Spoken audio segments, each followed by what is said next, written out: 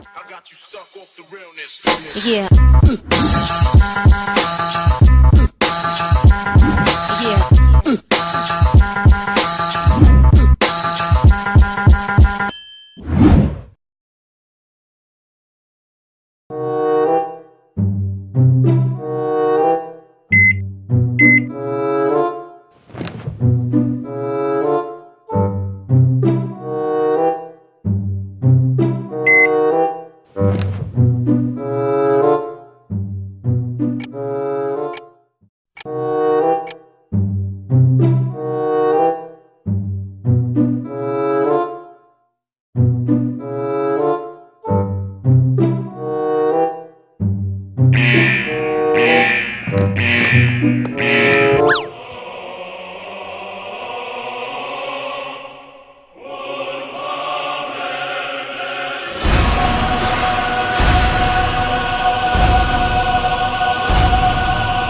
ปรับอุณหภูมิแอร์ที่25องศาซึ่งเป็นอุณหภูมิที่กำลังสบายและประหยัดพลังงานถ้าเฉลี่ยแอร์1หน่วยกินไฟอยู่ 1,000 วัตต์ถ้าเฮาใช้แบบบ่ฮู้คุณค่าเฮาจะเสียเงินอยู่ประมาณ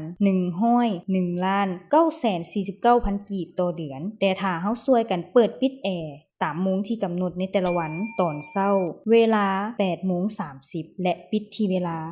11:30 ตอนบ่ายเปิดที่ 13:00 และปิดที่ 16:30 จะประหยัดเงินได้ถึง 25,479,000 กีบ